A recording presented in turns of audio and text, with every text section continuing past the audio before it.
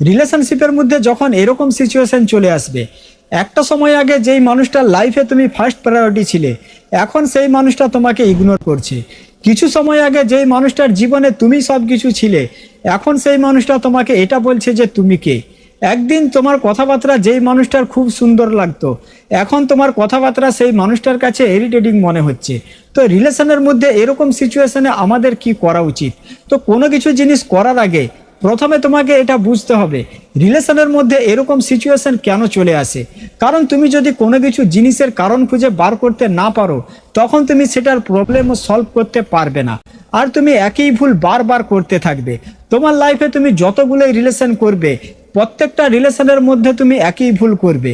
তারপরে তুমিও একদিন সেই মানুষগুলোর মতো বলবে, যেই মানুষগুলো এরকম কথাবার্তা বলে থাকে যে আমার সঙ্গেই কেন এরকম হয়, মনে হয় আমার ভাগ্য খারাপ, মানুষ আমাকেই কেন ঠকিয়ে চলে যায়, আমাকেই কেন ছেড়ে দেয়।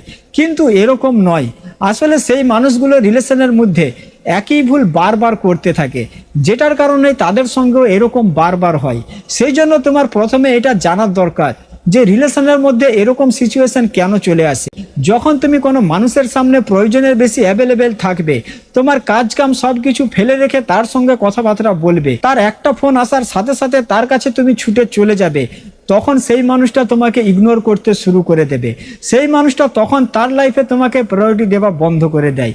কারণ তখন সেই মানুষটার মাইন্ডে এরকম চিন্তা ভাবনা চলে আসে যে আমি ওর জন্য কোনো কিছু করি চাই না করি, ও তো আমার জন্য সব কিছুই করবে, যেটা আমার দরকার, যেটা আমার প্রয়োজন। সেই জন্য প্রয়োজনের বেশি কখনো কারোর কাছে অ্যাভেলেবেল থাকবে না। যখন তুমি কোনো মানুষকে তোমার পুরো জীবনী বানিয়ে ফেলবে, তোমার দুঃখ, তোমার আনন্দ সবকিছু যখন তাকেই ঘিরে থাকবে, যখন তোমার সবকিছু তার উপরে ডিপেন্ড হয়ে পড়বে, তুমি যখন তাকে এটা বলবে যে তুমি আমাকে ইগনোর করো না, তুমি আমার সাথে ভালো করে কথা বলো, আমি তোমাকে ছাড়া থাকতে পারবো না, তোমার এরকম ব্যবহারের জন্য আমার দুঃখ হচ্ছে, আমার কষ্ট হচ্ছে, এরকম কথাবার্তা যখন তুমি কোনো মানুষকে বলবে, তাকে তোমার জীবনে রাখার চেষ্টা করবে, একদিন সেই মানুষটা তোমাকে এটাই বলবে যে তুমি কে, আমি তোমাকে চিনি না। একটা রিলেশনশিপ যখন শুরু হয়, তখন শুরুতে কিন্তু দুজনের মধ্যে সেরকম বেশি কথাবার্তা হয় না, 10 মিনিট, 15 মিনিট, বড় জোর 30 মিনিট। কিন্তু যখন এই রিলেশনশিপ পুরনো হতে থাকে, তখনই কথা বলার টাইমিংও বাড়তে থাকে। 2 ঘন্টা দিয়ে নিয়ে 3 ঘন্টা, 4 ঘন্টা, 5 ঘন্টা।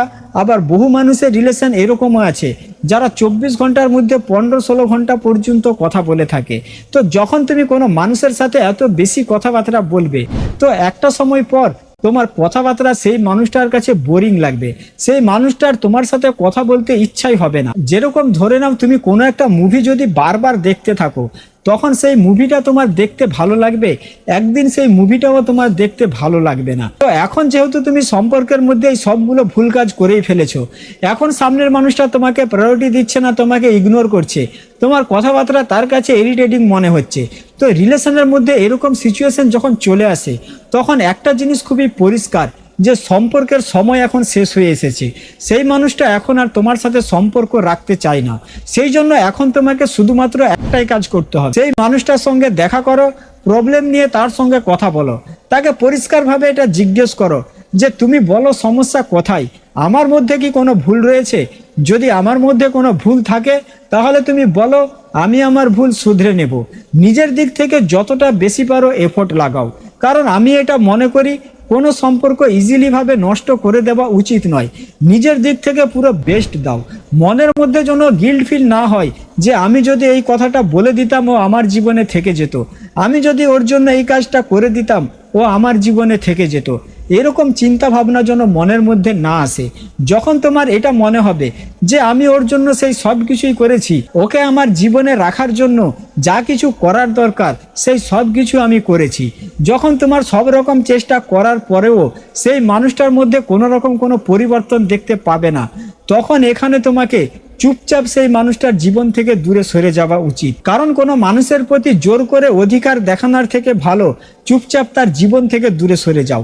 হয়তো তুমি এটা ভাববে যে ওকে ছাড়া আমি কিভাবে থাকবো, সেই জন্য তোমার এটা ভাবা উচিত যেই মানুষটা তোমার সঙ্গে কথা না বলে থাকতে পারছে, যেই মানুষটা তোমার সঙ্গে কথা না বলে দিন কাটিয়ে দিতে পারছে, তোমারও এটা ভাবা উচিত যে ও যখন আমাকে ছেড়ে থাকতে পারছে, ও যখন আমার সঙ্গে কথা না বলে থাকতে পারছে, তখন আমি কেন ওকে ছাড়া থাকতে পারবো না।